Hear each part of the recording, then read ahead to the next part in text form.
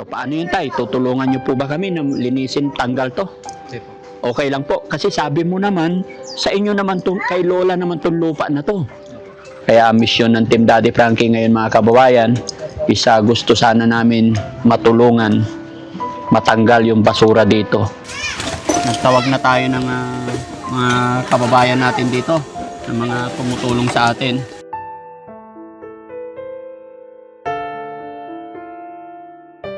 Pero ganito karami yung nailabas natin na basura.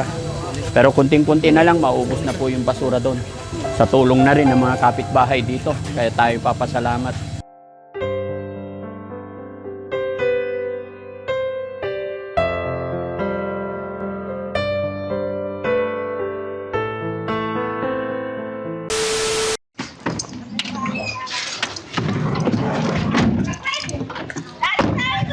Hello po. Hello po. Hello po. Hi po. Magandang hapon po. Tabi-tabi kayo dyan, tabi. Hello po. Hello po. Thank you po.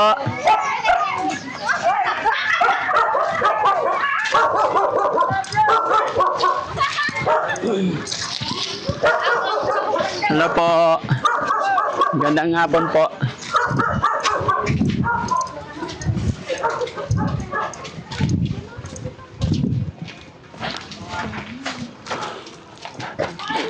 So yun mga kababayan, mga kabarangay, no? Kumusta po kayong lahat? Papakita ko lang po yung sitwasyon, kalagayan ng isang lola. Ito po mga kababayan. At nandun po si lola.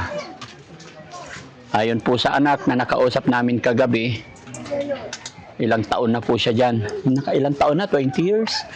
Yes, more than 20 years na po nandyan si lola. At may mga taong lumapit sa Team Daddy Frankie dahil sabi nung naglapit sa amin is nasa basurahan daw po si lola. Ganito po katagal, ganyan kahirap yung pinagdadaanan ni lola. Bagamat may anak si lola, nandyan lang din. Pero nung nakausap ko, dahil po sa kahirapan ng buhay, kaya ganyan. Kaya mission ng Team Daddy Frankie ngayon mga kababayan, isa gusto sana namin matulungan, matanggal yung basura dito para hindi naamoy ni lola yung basura, no? Para mawala yung lamok. Kasi po mga kababayan, lalo na't malapit na po ang tag-ulan, ay talagang pamamahayan ng ano. At nangako naman yung anak na tutulungan niya kami sa paglabas ng mga tambak na ito, no? Kaya magandang hapon po. Pwede ba lumabas, sir? Ito ang bahay mo, sir. Kumusta na po si nanay? Okay na, pinaliguan ko na po kanina. Pinaliguan mo na? Salamat naman. Kasi nung pinuntahan namin kahapon, talagang tagal na yata hindi nakaligo. Bali, kung minsan po, paliliguan po kasi kuwan. Magalit. Oh? Parang ayaw niyang kuwan, pabasa. Hindi, ganun lang po talaga ang matanda. Pero pagka pinapaliguan, talagang tayo po yung masusunod, lalo na't sinabi mo po na ulyanin ni si nanay. Pero talagang 20 years dito na siya nakatira. Nakakaawa. So paano yun tay? Tutulungan niyo po ba kami na linisin, tanggal to? Okay lang po. Kasi sabi mo naman, sa inyo naman to, kay lola naman tong lupa na to. So, ilalabas natin to, lahat. No? Para hindi kawawa si lola, lalo pag nagtag-ulan. At saka pag natanggal din tong basura na to, magiging maluwag din yung dispasyo rin ng mga anak mo. No? Kasi dito sa pamamagitan pag umulan na yan, Baha po. ha? Baha. Opo, bukod sa baha, talagang nasasagap ninyo yung dumi. No? Pati yung mga yan, no? Nung nakarang baha po dito, hanggang dibdib na. Hanggang dibdib. So, kasama ninyo yung basura. So, pinakamainam po, walang basura para kahit magbaha, tubig lang. Di ba? So, paano yung sitwasyon ni lola kung hanggang dibdib ang baha? Nililipat po. Nililipat nyo. Bali, binubuhat ko na paglilipat. Sige. Wala ba tayong mga kasama pa kahit ano? Sa ihahakot natin to lahat, sir, ha? Saan may tambakan? Sa diki po, sa basurahan. Paano ba nangyari? Bakit ginawa yung tambakan to? Nung nakaraan po, nung pandemic po, na-stuck na po dito. Tapos nangangakal ako, hindi ko na ilalabas. Ay, yung mga pinagtatanggalan mo ng basura, Opo. kaya naipon na. Paano kaya natin to sisimulan mga kababayan? Napakadumi talaga. Pero sige, may motor naman na pag umpisahan natin dito hanggang sa ilabas na isa-isa. Okay? Sige mga kababayan, samahan niyo po kami. Pahingi akong gloves. Tulong ako. No?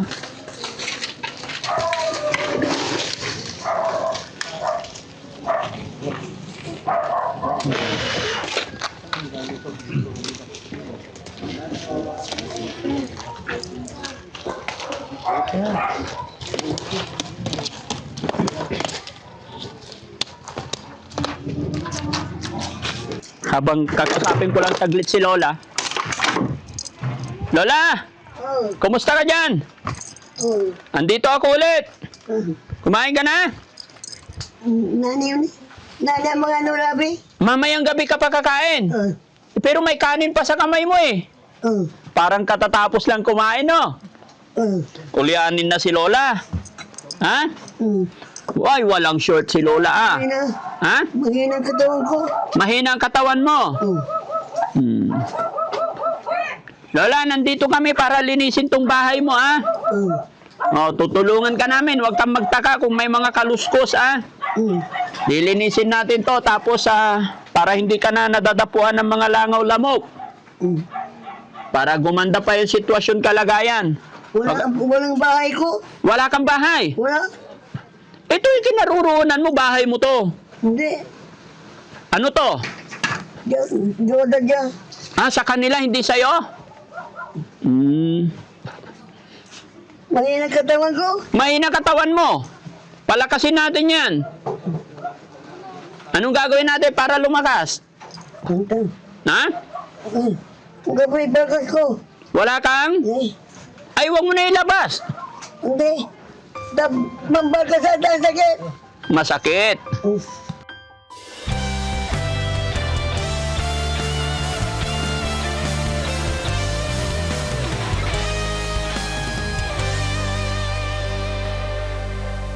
May umaga na parang wala ng pag-asa.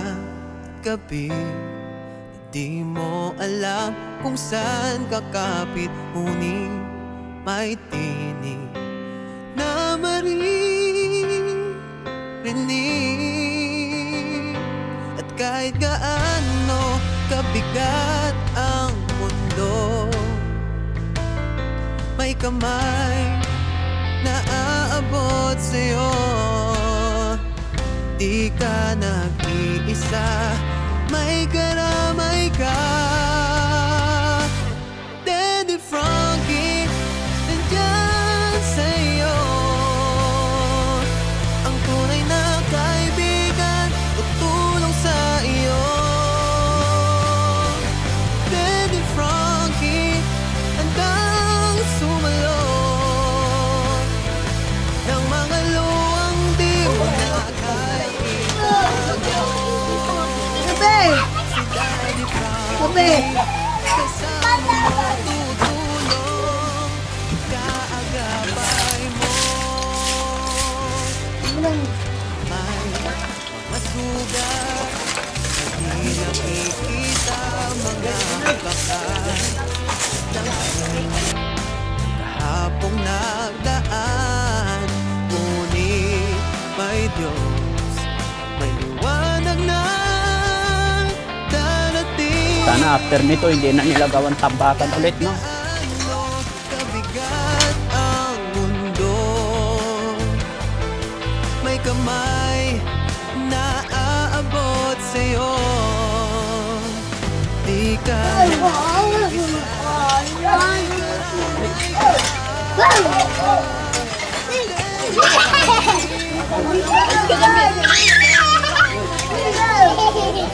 ang tunay na kaibigan, tulong sa iyo. So ayun mga kababayan, nagtawag na tayo ng mga kababayan natin dito, ng mga tumutulong sa atin. Kasi nung una kami lang ay hindi talaga kakayanin, kaya gumawa tayo ng paraan paano matanggal yung basura. Talagang napakakapal. Ginawa talaga basurahan talaga. Tama pala yung sinabi nung taong lumapit sa atin na si Lola is nasa basurahan. Pero ayan, dahil sa tulong-tulong natin paggawa mga kababayan, magiging maaliwalas after natin linisan ito. And then next step is si Lola naman kung ano ang magandang gawin, no? Dahan-dahan, baka malaglag yung paa nyo. Tandaan. Hindi, kailangan may sako. Nasa duyan, isang sako. Ito, patong nyo rito. Yan, tapos dito ay hawak. Yan, very good. Di ba?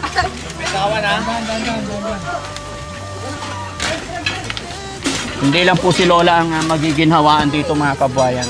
Lahat ng bahay na nakapaikot dito. Ano ang di mo na kayang itago? Daddy Frankie, nagmamahal sa'yo. Daddy Frankie, tayo na'y tumulong, kaagapay mo.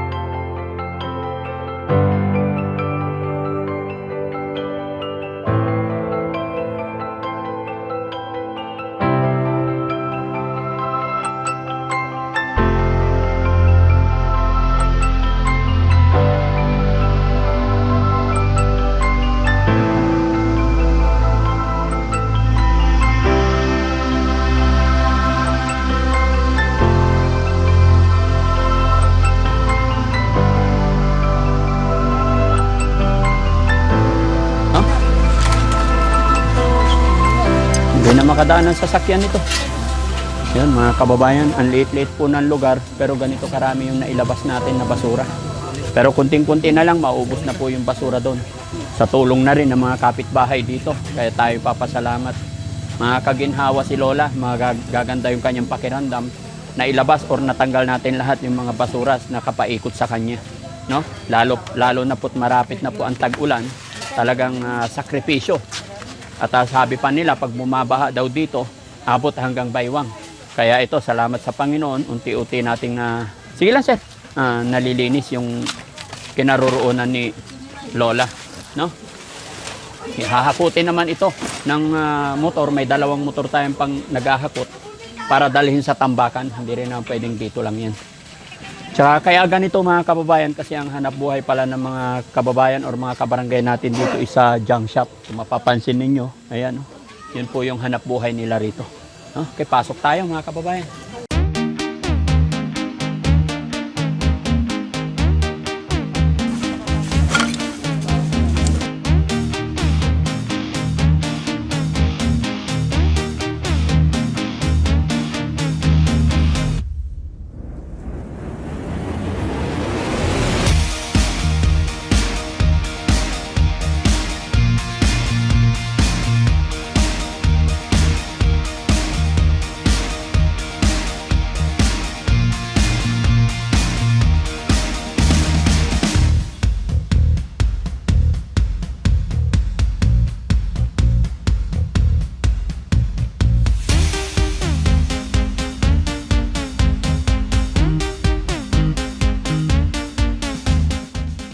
Kasama rin si mother? Single mom ako, sir. Single mom.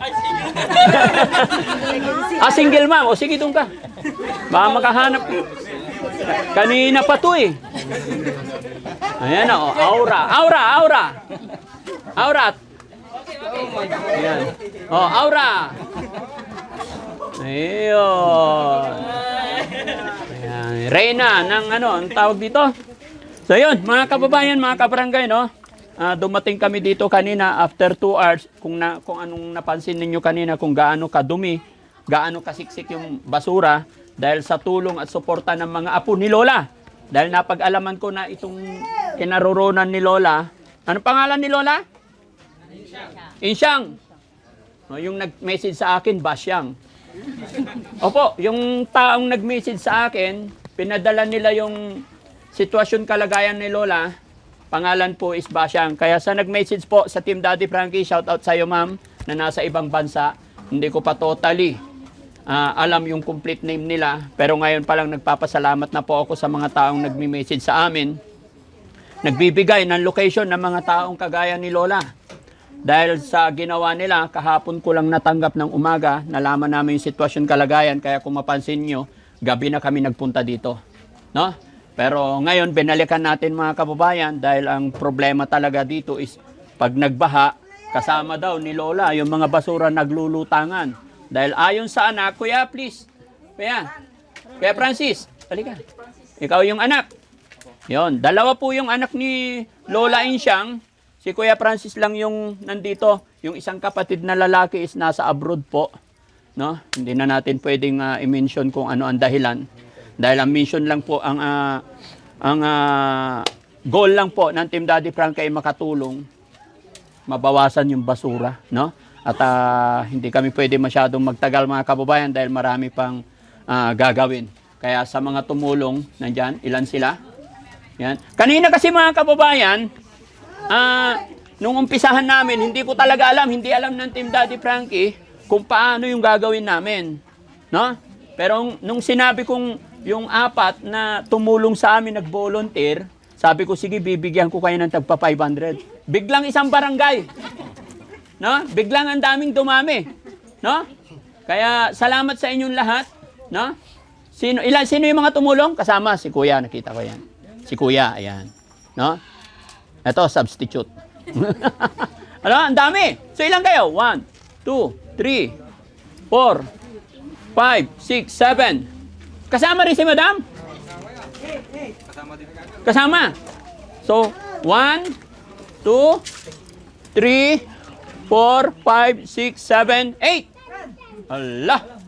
Pero okay lang yan, guys, no? Ako'y magpapasalamat sa inyo dahil sa tulong ninyo, nalinis natin to. Kasi sa totoo lang, hindi, okay na. Sa totoo lang po, kung kami lang, talagang hindi namin kakayanin, mga kababayan. Kaya gumawa ng paraan si Daddy Frankie, kasi alam nyo naman, napakabilis yan pag nagsabi tayo ng pabuya. Kita nyo, ang dami, no? Si tatay kailan dumating to? Parang hindi ko nakita nagsimula to eh. Dumating to nung tapos na eh. Ha? Kanina pa. Pangalan ni tatay? Francis. Ano ka ni Lola? Pamangkin. Pamangkin ka rin, tapos mga anak-apo na yung mga yan. Ano po masasabi nyo na malinis na yung tirahan ni Lola? Okay na lang. Okay na lang. Okay. Yan. Shout out po sa nag-message sa akin, no? Dumating kayo. Ha? Mabuti rin may nag-message sa inyo. Yes, no? Sana pagbalik ko hindi natatakpan ng basura to, ha? Wala na.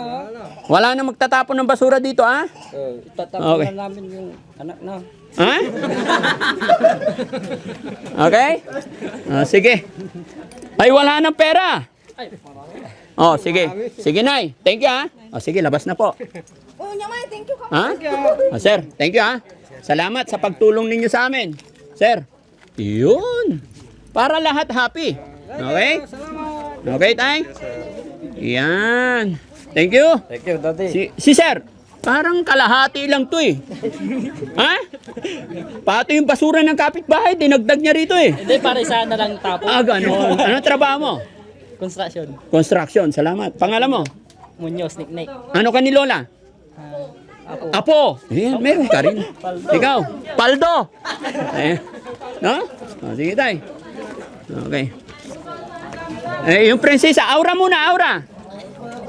Ay, sus. Oh. Ano masasabi mo na malinis na? Yung bahay ni Lola. Salamat sa inyo. Ilang taon na yung basura ni Lola dito? 20 years na. 20 years na yung basura. Kung hindi pa dumating... Lutang yun sir pagbaha. Napunta din sa amin. Lumulutang. O so ngayon, tatakbo na doon. So wala na kayong Wala na, problema. sir. Ano ka ni Salamat, Lola? Daddy Frankie. Ano ka ni Lola? Bahay ko po sir, bahay ko. Lola po yan. mo. Opo, Lola. Ano mensahe mo kay Lola? Anain siyang dapat. Oh, yung umabot na sir. Dapat kumain ka ng umaga, wag sa muna sa gabi. Wala pang gabi ngayon. Bakit laging maingay si Lola? Na-stress siguro, sir. Bakit na-stress? Hindi makakita eh. Hindi Ganyan makakita. talagang Bulago. Wala na bang nag-aalaga talaga kay Sila Lola? lang, sir. Tapos sila nagbibigay ng mga pagkain. Ay, yung mga ano niya. Okay, so yun mga kababayan, mga kabarangay. Masaya yung pamilya ni Lola kasi sa wakas, 20 years na daw yung basura dito, taon-taon pag araw ng tag-ulan, sacrifice, nagsasuffer sila na lumulutang-lutang dahil bahain pala yung lugar na ito. Thank you, Mother. Yun. Kuya, ito yung mga kababayan, ito yung mga mababait. Hindi pa ako nagsasabi ng pabuya, talagang lumapit na sila. Dahil sa kabaitan nila, tag 1,000 kayo. Yan. Okay? God bless po sa atin lahat mga kababayan, mga kabarangay, no? Ganito lang po ang gusto ng Team Daddy Frankie. Magkaisa po tayo, tulong-tulong tayo, lalong-lalo na para sa ating mga lola. At syempre, shout out po sa nag-message sa akin na ang sabi nila is kawawa si Lola dahil nasa basurahan. Sana yung nag-message, mapanood mo ito, yung una or first mission ng Team Daddy Frankie kay Lola. At loobin nawa ng Panginoon na makabalik pa kami dito para maayos. Sunod na punta namin dito, si Lola naman ang mission. Mga kababayan, pansamantala kami magpapaalam dahil mga kasama ko talagang basang-basa rin sa pawis kaya kailangan namin magpalit ng damit, no? So, kuya, may tanong lang ako sa'yo. Ano ngayon ang nararamdaman mo na after 20 years, punong-puno ng basurahan dito? Ngayon, anong nararamdaman mo na lumuwag? Masaya po. Masaya? Po. So, pwede mo bang ipangako kay Daddy Frankie na magmula sa araw na ito, hindi na po magtatapon ng basura dito? Opo. Much more, wawalisan pa everyday para maging maayos para kay Lola, no? Opo. Sa ngayon, kami pansamantalang aalis para mapagbihis kami kasi ang goal namin talaga sa araw na ito is malinisan tong area ni Lola. Kasi nakita ko talaga na sobrang dumi. Nakakaawa si Lola, nahihigop ng yung parang hindi sariwang hangin dahil sa tambak ng basura. Okay? So, happy na? Opo. Ano yung sinasabi mo? Yung Ang gasolina daw po nung magtatapon. ilan ba yung naghahakot? Bali, dalawa po. Dalawa pang gasolina nila. So, bigyan din natin sila, no? Bigyan mo tip sa kanila to, ha? Ayan. So, mga kababayan, mga kabarangay, yun po yung mission muna namin sa araw na ito. Kung panood nyo po yung una, kagabi po kasi binigyan naman na natin si Lola ng tulong pinansyal. At ako muli magpapasalamat po sa taong nag-message sa amin para matulungan po ito. Nawa po ay hindi dito matapos ang pagtulong ng Team Daddy Frankie. Gaya ng aking sinabi mga kababayan, iisipin pa po ng Team Daddy Frankie ang susunod na misyon kung paano at ano pa yung mga pwede nating itulong kay Lola. Ano yung ilang taon si Lola? 79 po. 79 na. Mag-i-80 na siya. Okay. So ang bahay pala ni Kuya mga kababayan, ito lang din sa harap. Tapos, ngayon ko lang din nalaman na lahat po ng tumulong dito is mga apo, mapamangkin, apo sa tuhod, no? Apo, isang pamilya kumbaga, isang compound lang sila rito. Kaya sa lahat po ng tumulong sa amin mga kababayan, pagtanggal ng basura, maraming salamat po. Sa lahat po ng kamag-anak ni Lola, thank you so much. Kaya sinasabi ni Kuya na problema siya, yung sako daw. Magkano yung sako? Sa harap po kasi yung Ha? ibili nila. Kaya nga po, magkano? Sa palagay mo lang, magkano? Bali, 10 daw isa. Bali, 1 po. Tiga patan. Ilan yan? Ilan? 500? Ilang piraso? Binibili din po kasi Oo. sa puso. Wow! Yung yung presyong tropa. 150? Oh. Lahat na magkano? 150? Oh, sige. Pwede 300 na lang? Tanungin mo nga. 150 daw eh. Pero tumawad? 800 mic yan sa ako. Ha? 800 pesos, sir. Ay, 800? Opo. Ilang piraso ba yon? Isang daan yun, sir. Naka-100 tayo? Walang isang daan yan. Hindi naman nagamit lahat. Nandun yung iba, Mac. Oo. Oo, binigay ni sir. Salamat, sir. Yung blue lang, yung blue, walang 20 piraso eh. Bilangin nyo yung blue, nandyan pa. Wala pang naisakay. Sige, tignan nyo yung blue. Opo, ay salamat, sir. Yung blue lang kasi. Bilangin nyo yung blue. Okay na, kuya. Wala na problema. Sabi niya 800, di ba? Okay na po, ma'am. 800. Boss. 800, sige. Okay na, para walang maging problema.